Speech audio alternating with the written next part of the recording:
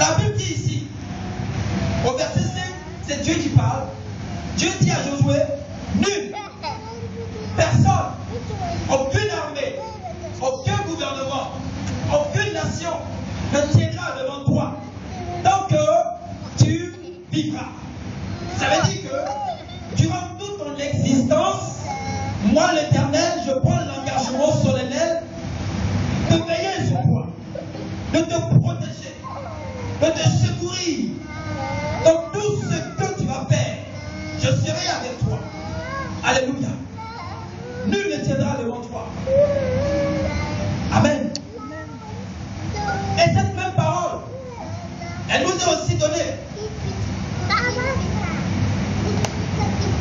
Elle nous est aussi donnée.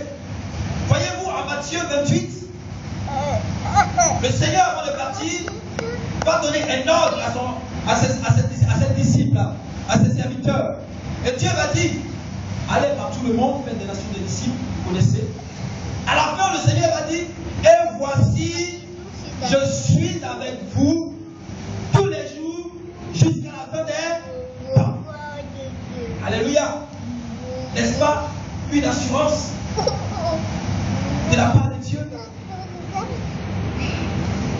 Il dit, allez faire le ministère. Allez me servir dans le monde. Mais je suis avec vous tous les jours jusqu'à la fin des temps. Alléluia. Certes, physiquement, le Seigneur n'était plus avec eux, mais spirituellement, il était là. La présence de Dieu dans notre vie nous assure. La présence de Dieu dans notre vie nous sécurise. Bien aimé, beaucoup dans le monde aujourd'hui ne sont pas.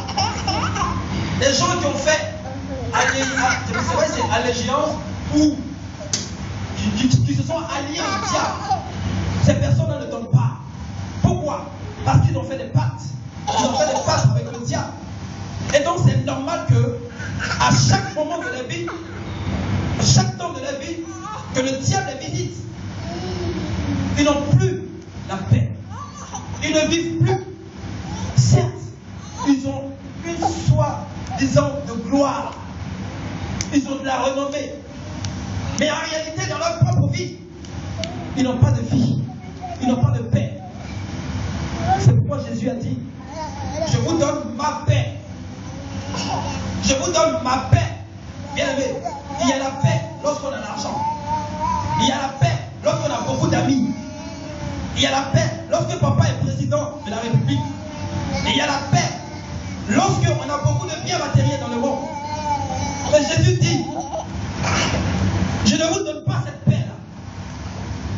Je ne vous donne pas la paix que procure l'argent. Je ne vous donne pas la paix que procure les biens matériels. Mais je vous donne ma paix. La paix de Christ, c'était quoi? C'était lui-même. C'était sa présence avec son peuple.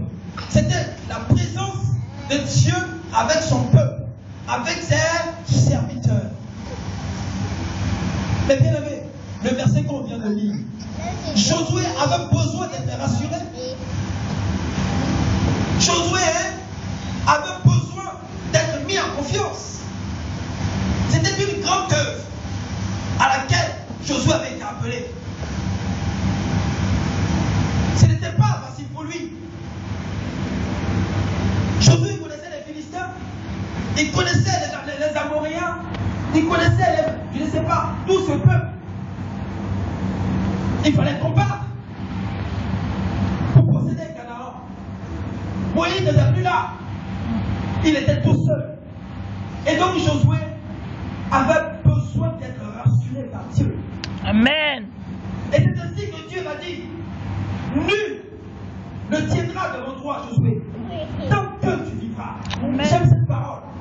Parce que Dieu ne termine pas sa promesse ou cette assurance à un siècle, en une année ou en 6 mois. Il dit tant que tu vivras. Ça veut dire que pendant toute ton existence, Dieu prend l'engagement de veiller sur toi. Même si dans ta famille il y a des sorciers et que toi tu es devenu chrétien, bien aimé, tu peux dormir tranquille parce que l'Éternel veille sur toi.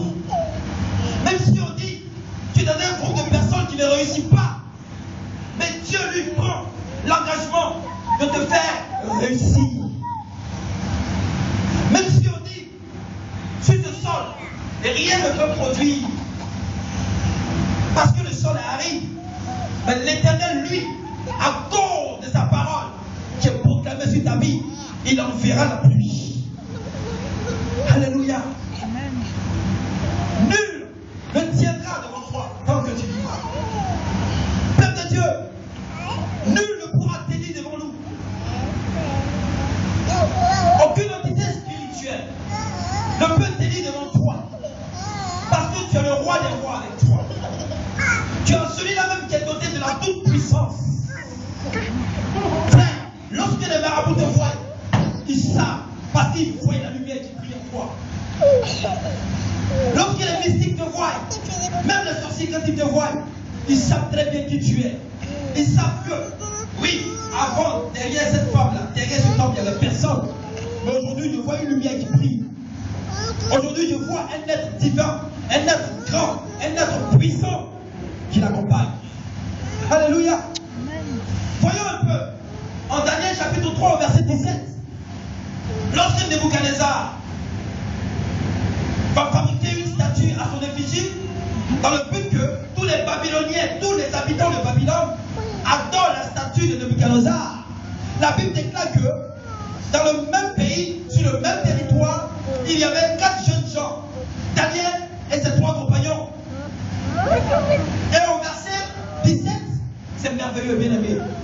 Pendant que toute la nation babylonienne adorait la statue de Nebuchadnezzar, les 3 jeunes gens, les 3 jeunes hébraïques, les Israélites, ils se sont levés.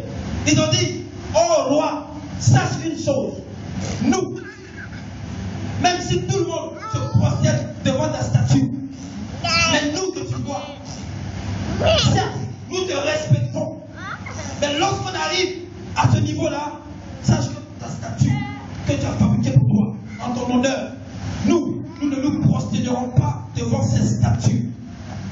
Alléluia. Il fallait avoir du cran pour dire ces choses à Nebuchadnezzar. Il fallait avoir du cran, bien aimé. Mais ces 3 Israéliens avaient reçu l'assurance de Dieu. Ils savaient quel Dieu le Père avait adoré. Ils savaient quel Dieu le Père servait. Et ils savaient très bien que ce Dieu-là, lorsque tu le honores, lui aussi il t'honore. Et dans un pays étranger, ces enfants vont marquer la différence. Ils disent que non, nous on ne se prosterne pas devant notre Dieu, que l'Éternel est jamais. Nous ne nous prosternerons pas devant la statue de Nebuchadnezzar. Nous sommes désolés. Pourquoi? Parce qu'ils avaient un Dieu derrière. Et à cause de ce refus, ils étaient jetés, d'après la Bible, dans la fournaise ardente. Mais même dans cette fournaise, bien aimé, celui qu'ils ont honoré par leur parole, celui qu'ils ont honoré, celui qu'ils ont élevé, la Bible dit, lorsqu'ils ont été jetés dans la fournaise, ce même Dieu était avec eux dans cette fournaise ardente. Mais bien aimé, quand on te jette là-bas, tu ne ressors plus. On ne voit même plus tes os parce qu'ils sont consumés. Mais lorsque ces 3 jeunes gens, ces 4 jeunes gens ont été jetés, la Bible dit qu'il y avait un autre être semblable à un être, à un fils de l'homme. Mais ce personnage était lumineux, il était grand, il était puissant, il était fort. Et la Bible déclare qu'il était avec eux. Et à cause de sa présence, même le feu n'avait pas le feu ne pouvait pas les brûler. Le feu n'avait pas d'impact sur les vies. Le feu n'avait pas de possibilité de les brûler. Pourquoi? Parce que Dieu était avec eux. Je vais te dire ce matin, celui qui t'a appelé à être un enfant de Dieu, celui qui t'a appelé à être chrétien, ce n'est pas un homme.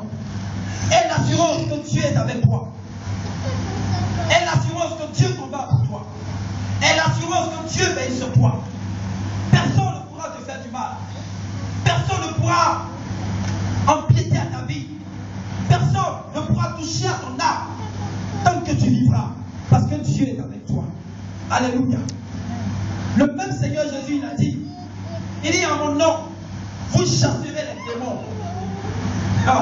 Alléluia. En mon nom, vous chasserez les démons. Il dit, celui qui croit dans moi verra les œuvres que j'ai faites. il la fera de plus grande, car je vais au Père. Oh my God. Mais où est-ce que le chrétien a mis toutes ses assurances, toutes ses paroles? Frère, Dieu n'est pas un homme pour mentir. Qu'est-ce que Dieu aura à gagner pour te mentir? Qu'est-ce que Dieu, lui, aura à gagner lorsqu'il te mentirait? Dieu n'a rien à gagner. Son but, c'est que tu réussisses.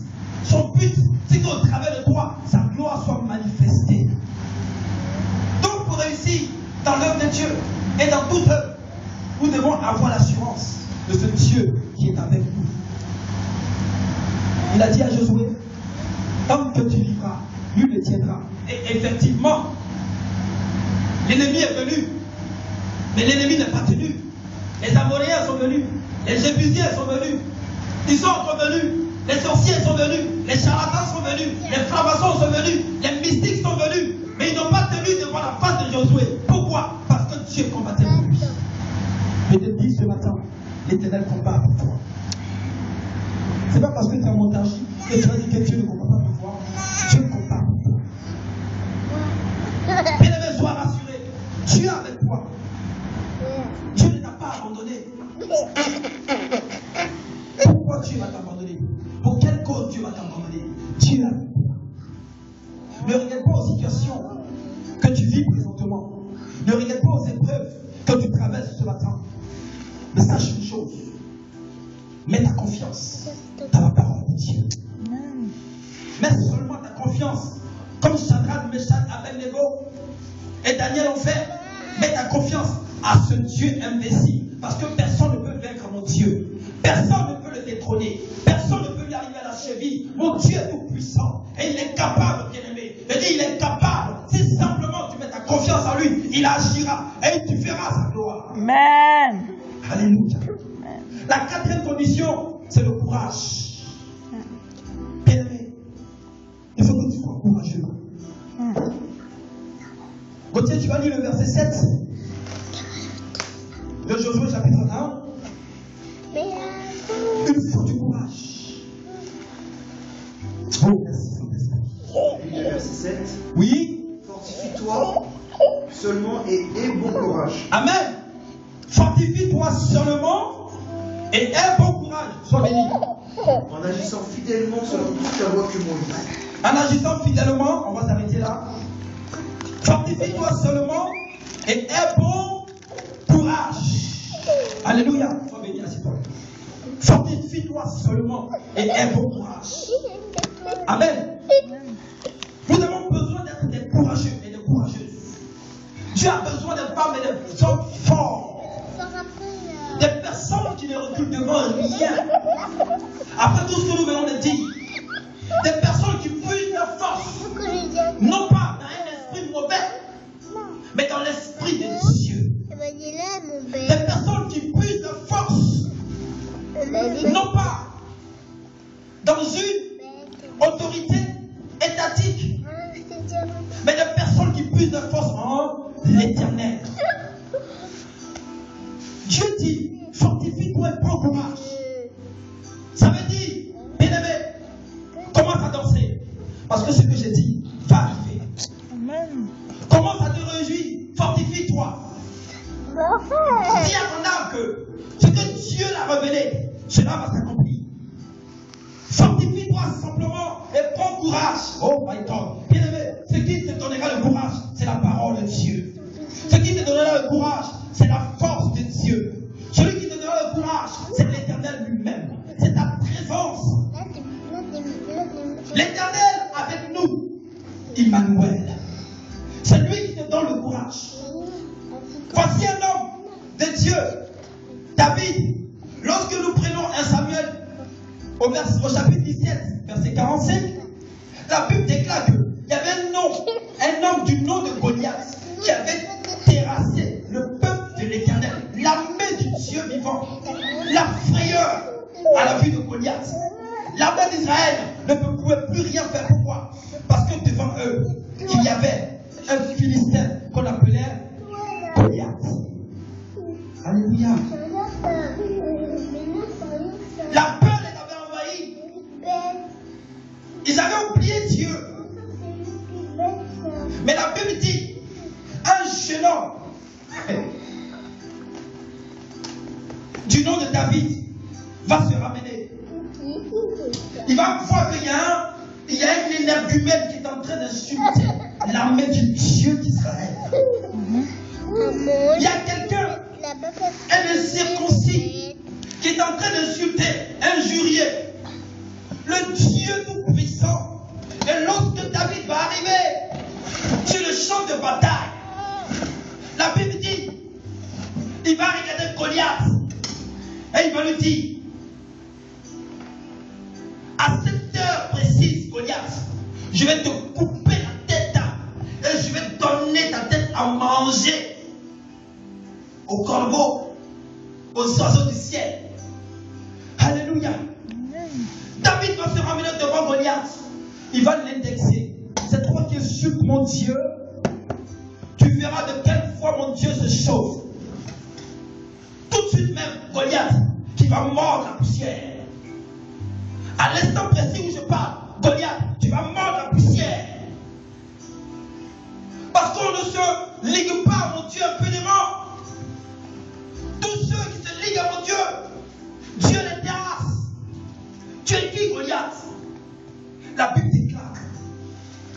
David, un simple jeune homme d'à peine 20 ans, avait déjà une force, du courage pour pouvoir indexer un guerrier de 3 mètres, un guerrier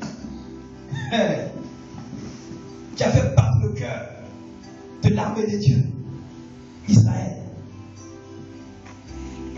David, il prenait sa force. David tirait sa force dans le Dieu d'Abraham, d'Isaac et d'Israël. Frère, David a mis sa confiance en Dieu. Israël pensait que c'était par leur propre force qu'ils devaient battre les Philistins. Bien-aimé, ce n'est pas par ta propre force que tu vas terrasser les géants qui sont devant de toi. Mais c'est par la force de l'Éternel. David l'a terrassé par la puissance de Dieu. David a battu Goliath, a tué Goliath. Il s'est assis sur la dépouille de Goliath. Frère, le temps est venu de te démarquer. Là où les autres tremblent, quand tu te lèves, tu dis non, je sais en qui j'ai cru. Amen. Là où les autres disent non, c'est impossible. Tu te lèves pour dire mais qu'est-ce qui est impossible à mon Dieu? Mon Dieu est le spécialiste des cas impossibles. Amen. Ce qu'il ne peut pas faire, c'est là ce que Dieu arrive à accomplir. Qu'est-ce qui est impossible à mon Dieu? Ce n'est pas un gars de 3 mètres que mon Dieu ne peut pas livrer entre mes mains. Ce n'est pas une armée que Dieu ne peut pas terrasser pour moi. Il y va, David, car je livre Goliath entre tes mains. Frère, tu as besoin de courage. La vie chrétienne n'est pas une vie de je ne sais quoi là. Les gens qui se font petits, ils sont toujours petits. Pourquoi on dit qu'ils sont petits? Non, bien aimé, c'est bon. Ça suffit de jouer les martyrisés, ça suffit de jouer les enfants battus. Non, c'est bon. Tu dois prendre courage. Parce que tu sais qui est avec toi, frère. Un démon vient te déranger, bien aimé. Tu le chasses, tu l'envoies dans le lieu aride. En une fraction de seconde, on n'a pas le temps à perdre. Nous avons reçu la puissance, l'autorité de Dieu. Vous avez déjà vu les gars qui sont au-dessus des nations, avoir peur? Ils prennent des décisions comme ils veulent. Pourquoi? Parce qu'ils ont l'autorité. Mais la Bible dit que l'autorité qui est en toi est une autorité qui ne vient pas d'un homme. Ça vient de Dieu lui-même. Amen. Il dit fortifie-toi et prends courage. Bien aimé, tu dois prendre courage. Il ne faut pas t'identifier aux autres. Les autres, c'est les autres. Toi, c'est toi. Tu es responsable du jour. Tu sais ce que Dieu a dit sur ta vie. Qui fait là? Et tu dois avoir confiance dans cette parole. Parce que c'est elle qui t'amènera au succès et à la réussite. Papa, Tu dois avoir confiance dans la parole de Dieu. responsable de Joshua. Dieu dit à Josué, prends courage, je serai avec toi. Il dit, fortifie-toi et prends courage. Alléluia. Voici le prophète Élie. Oh, un homme de Dieu puissant. La Bible dit, au temps du prophète Élie, Israël était dominé par une reine qu'on appelait Jézabel. Israël était tétanisé, ils avaient peur. Tout le peuple de Dieu était tenu captif par cette, je ne sais quoi. Frère, mais il y a un homme du nom d'Élie. La Bible déclare qu'il est sorti de nulle part. Pas d'origine. On ne sait pas. C'est l'enfant de qui? On ne sait pas d'où il est sorti. On ne sait pas où l'Éternel l'a pris. Mais on dit simplement l'un des habitants de Ghana. Et la Bible dit que lui seul, à lui seul, il a su défier l'autorité à son temps. Il a défié l'autorité de Jézabel. Il a défié l'autorité d'Akab. Il va dire à l'autorité. Il dit, Akab, toi et Jézabel, asseyez-vous bien. Mais au jour d'aujourd'hui, je suis venu dans votre maison. Sachez que lorsque je vais sortir, sinon à ma parole, il n'y aura plus de pluie ici en Israël pendant 306 mois. Alléluia. Et vers la fin du film, la Bible dit que Élie, le prophète de l'Éternel, avait en face de lui 850 prophètes de Baal et d'Astarté. Les faux prophètes. Mais à lui seul, par la force de Dieu, par le secours de l'Éternel, il les a tous égorgés. Oh my God. Je ne sais pas en qui tu as mis ta confiance. Je ne sais pas sur qui tu te reposes, bien aimé. Mais je sais sur qui moi je me repose. Amen. Qu'une nation se dresse contre moi. 1000 à ma gauche, 10 000 à ma droite. Mais je ne serai pas à temps. Parce que l'Éternel des armées est avec moi. Je ne sais pas en qui tu as mis ta confiance. Frère, il peut y avoir plusieurs moutons dans un pâturage, dans un enclos. Mais ces moutons ne prennent le même prix. On est tous avantagés. Mais bien aimé, Dieu s'est fait la différence entre ceux qui agréent son nom, ceux qui l'honorent et ceux qui ne l'honorent pas. Dieu fait la différence entre ceux qui le servent et ceux qui ne le servent pas. Dieu n'est pas dans la foule. Dieu est dans l'authentique. En qui tu puises ta force. Sur qui tu t'appuies pour parler. Frère, quand tu parles, c'est sur qui tu t'appuies. Elle dit, je suis le serviteur du Dieu d'Israël. Élie s'était identifié au Dieu d'Israël. Mais tu es chrétien, bien aimé. On ne sait pas sur qui tu t'identifies. Demain on te voit à gauche. Après demain on te voit à droite. Demain on te voit dans le monde. Après demain on te voit dans la maison de Dieu. On ne sait même plus où tu es. Frère, il faut que tu t'identifies à quelqu'un. Identifie-toi à quelqu'un. Et puis reste avec ce personnage. Reste avec ce Dieu. Alléluia. Beaucoup ont fait les choix. C'est bien d'en faire les choix. Ils sont rentrés dans le monde. Au moins là-bas, au moins, ils sont identifiés à quelqu'un. Mais toi, tu n'es ni chaud, tu n'es ni froid. Tu es dans la maison de Dieu. On ne sait pas qui tu es. Frère, nous devons nous démarquer. Le temps est arrivé. Beaucoup seront surpris lors de l'enlèvement. Parce que beaucoup pensaient que c'est en adorant Marie. C'est en tournant autour d'une pierre quelque part qu'on va avoir le salut. Frère, c'est faux. Celui qui donne le salut, c'est Jésus-Christ de Nazareth. Si tu ne l'as pas, alors tu ne verras pas la gloire de Dieu. Alléluia. La Bible dit, Dieu a envoyé son Fils, non pas pour qu'il juge le monde, mais pour que le monde soit sauvé par lui. Mais du moment où tu rejettes la main de Dieu, du moment où tu rejettes la parole de Dieu, frère, je ne sais plus qui va te sauver. Mais si tu as refusé Dieu, tu t'attends à quoi? Quelle main qui va encore te recevoir? Quelle main qui va encore t'être tendue? Tu as refusé la main de Jésus. Il n'y a plus d'autre main. alors c'est le feu que tu vas penser. Alléluia. Ceux qui ont refusé la main tendue de l'Éternel, ceux-là verront la colère de Dieu. Est-ce que la parole de Dieu dit? Mes frères, je t'exhorte à mettre ta confiance en Dieu. Je t'exhorte à avoir du courage pour Dieu. Je t'exhorte à être un chrétien authentique, un chrétien véritable. Je t'exhorte à faire la volonté de Dieu, parce que c'est ce qui paiera. Alléluia. Élie était seul. Vous imaginez un seul prophète et 850 faux prophètes. Mais la Bible dit, Dieu répond à la voix du seul prophète qui était Élie. Et ces 850 autres faux prophètes, Élie les égorge. Et le peuple de Dieu voit cela. Et ils sont délivrés. Ils disent oui, c'est l'Éternel qui est Dieu. Dans ta vie, bien-aimé, Dieu veut qu'on dise que c'est lui qui est Dieu. Amen. Dieu veut entendre les hommes dire dans ta vie que c'est l'Éternel qui est Dieu.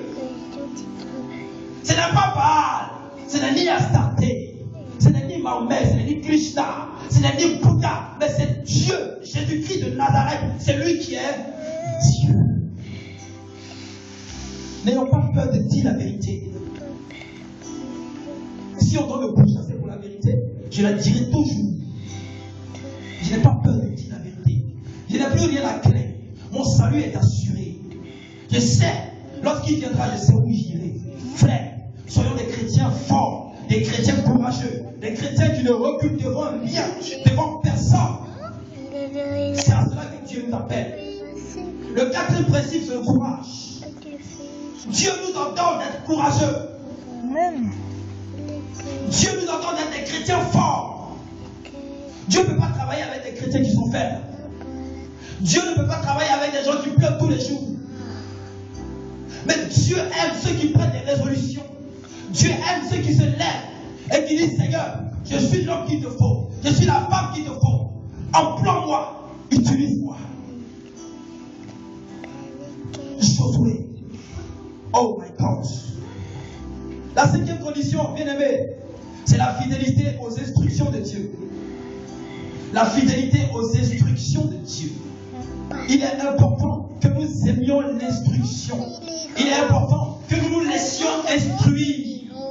Alléluia.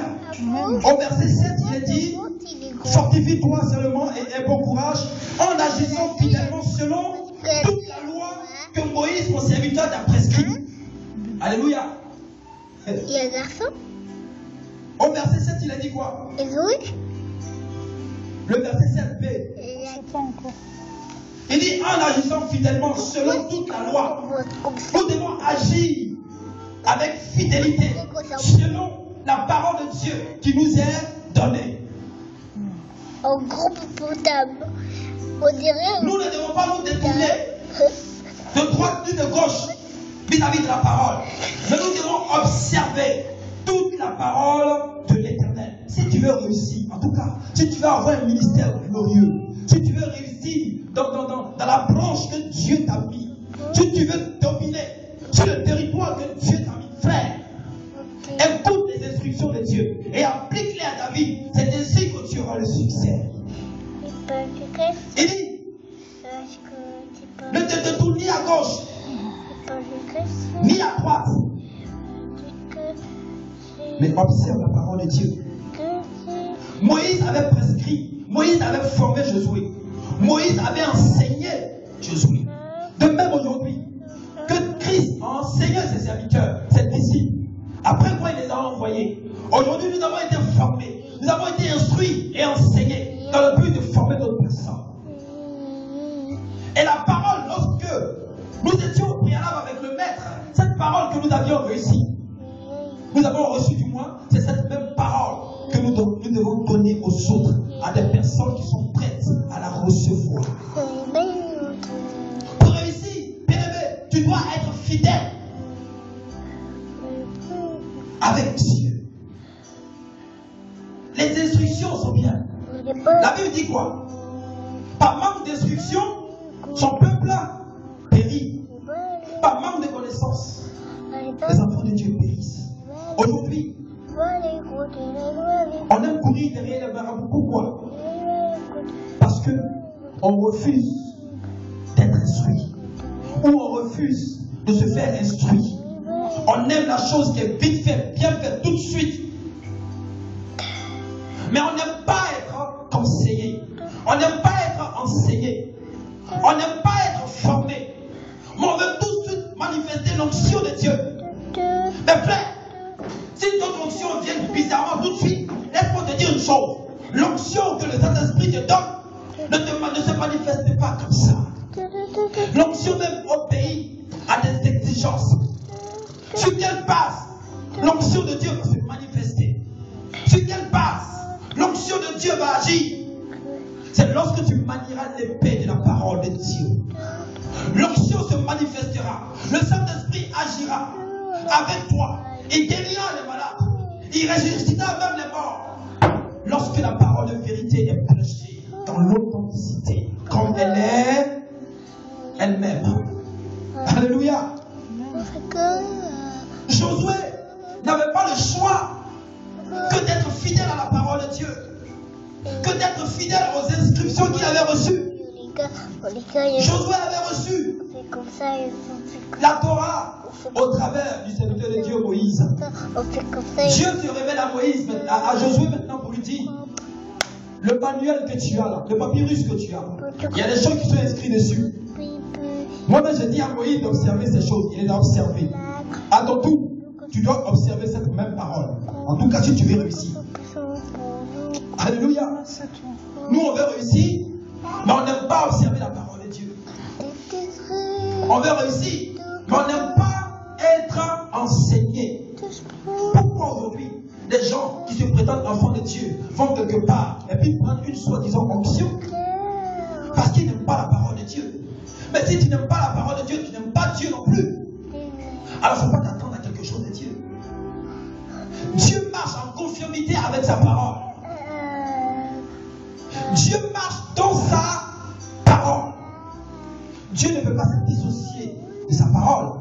Lui et sa parole, ils font une seule personne. Mais toi, tu n'aimes pas la parole, mais tu aimes les effets de la parole. Frère, il faut choisir ton camp. La fille de la peinture. Alléluia. La fidélité aux instructions de Dieu.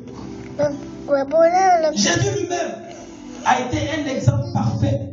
Lorsque Jésus est venu à commencer son ministère, quand nous lisons les évangiles, il disait souvent: celui qui m'a envoyé est avec moi. Et ces choses que je vous dis, je ne les dis pas de par moi-même, mais je les dis par l'esprit de celui qui m'a envoyé. Et lui qui m'a envoyé est avec moi. Je fais sa volonté et non pas la mienne. Ça veut dire que le Seigneur était venu avec un mandat. Il était venu avec des instructions. Mon fils, si tu vas là, c'est pour sauver l'humanité, pas pour autre chose. C'est pourquoi, pendant même la naissance du Christ en Israël, tant bien même que les Romains occupaient Israël, l'armée romaine était en Israël, mais Jésus, en aucun cas, dans sa parole, dans ses dits, n'a parlé sur l'armée romaine. Ce n'était pas le but du sujet. Il était venu dans le but de racheter les âmes qui étaient perdues, les brebis qui étaient égarées d'Israël. Il n'était pas venu pour combattre une armée. Il n'avait pas reçu des instructions pour combattre une armée.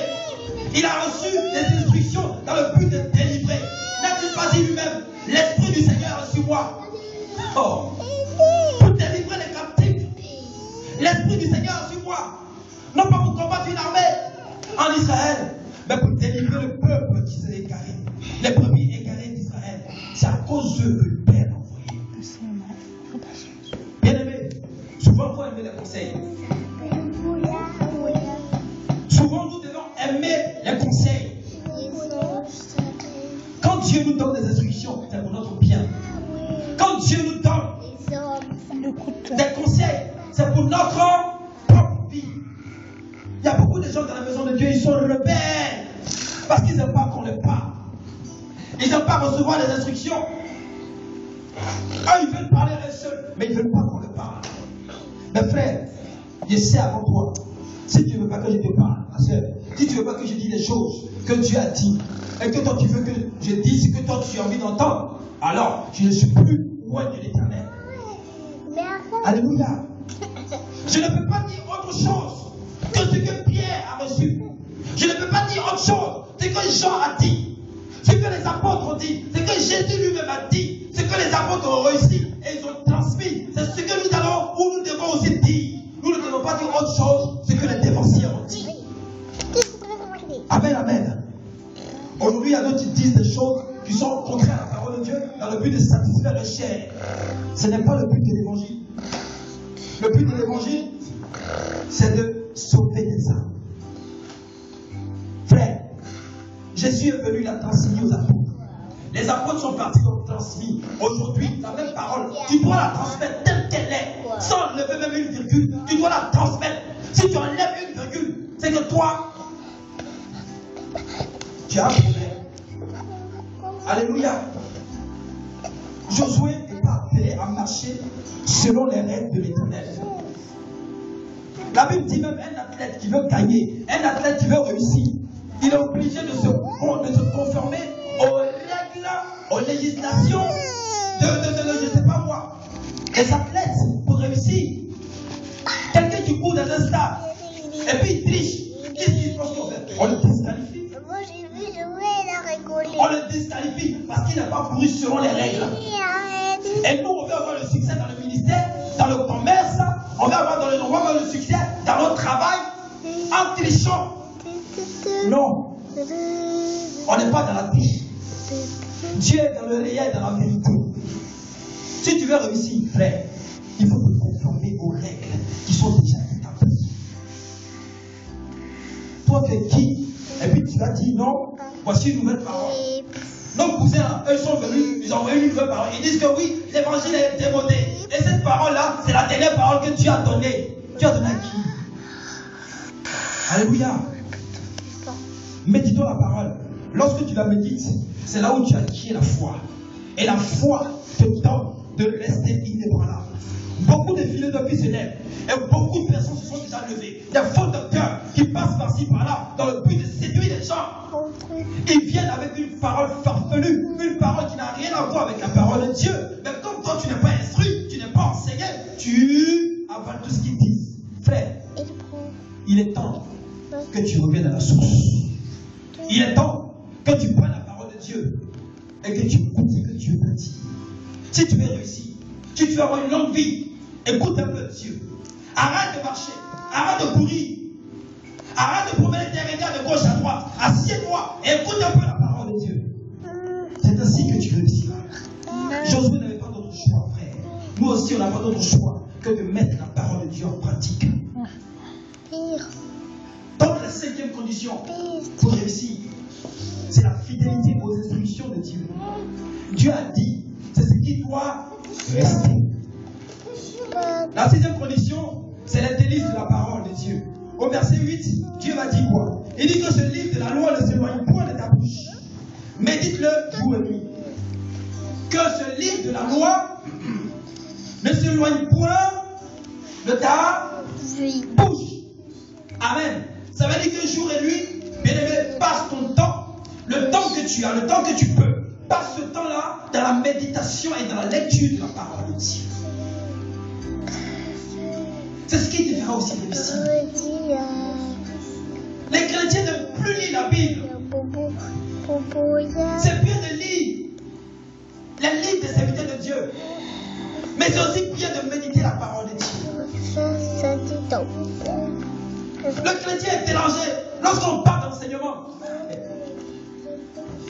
Il est énervé déjà. Non, l'homme de Dieu va encore méditer la Bible. Il va encore lire la Bible. On va encore lire des versets bibliques. On lit trop dans cette église-là. On médite trop dans cette église-là. On lit trop la parole de Dieu. Frère, c'est qu'il y a un problème. Tu dois passer à la délivrance. Pourquoi toi tu n'aimes pas méditer la parole de Dieu? Josué était qui? Josué était une personne de la même nature que nous. Avec toi. Parce que et Dieu va nous dire, T'as dit au Que ce livre de la loi ne s'éloigne point de ta bouche, Josué. Je rigole pas avec. Parce que tu savais Je suis pas que la réussite de Josué, le succès de Josué, content. se retrouve dans le livre que Moïse lui a laissé. C'est-à-dire la Bible. Je suis pas gentil. Moi, je m'occupe des Peu importe ce que Dieu t'appelle à faire, pas que ce livre de la loi ne s'éloigne pas de ta bouche. et des Peu importe le ministère que tu as appelé, Moi, je que ce livre de la loi ne s'éloigne pas de ta bouche. Il y a des gens qui ont des ministères aujourd'hui, mais ils ne font que prophétiser. Ils ne font que prophétiser. Aucune parole, aucune assise de la parole de Dieu. Ils ne font que prophétiser. Bien-aimés, nous sommes dans les derniers temps.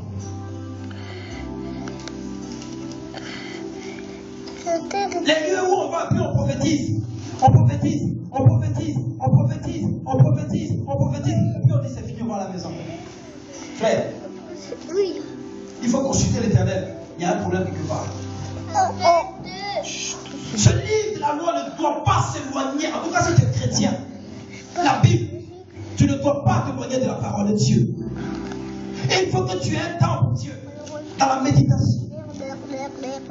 C'est elle qui te fera réussir. Je vais te dire une chose. Le Saint-Esprit ne s'appuie pas sur ce qu'on mange. Le Saint-Esprit ne s'appuie pas sur nos statuts. Le Saint-Esprit ne s'appuie pas sur notre diplôme pour agir. Il s'appuie sur la parole de Dieu. L'Esprit de Dieu ne s'appuie pas sur nos connaissances pour pouvoir manifester son onction. Il s'appuie sur la parole de Dieu. Tant que la parole est trouvée dans ton cœur, bien-aimé, tu réussiras partout où tu iras. Lorsque Jésus a dit quoi? Jésus a dit, cette parole que j'ai dite, si tu la reçois et qu'elle demeure en toi, tu es mon disciple. Les disciples de Jésus-Christ, ce sont ceux-là en qui la parole de Dieu demeure. Les disciples de Christ, ce sont ceux-là qui ont reçu la parole et qui l'ont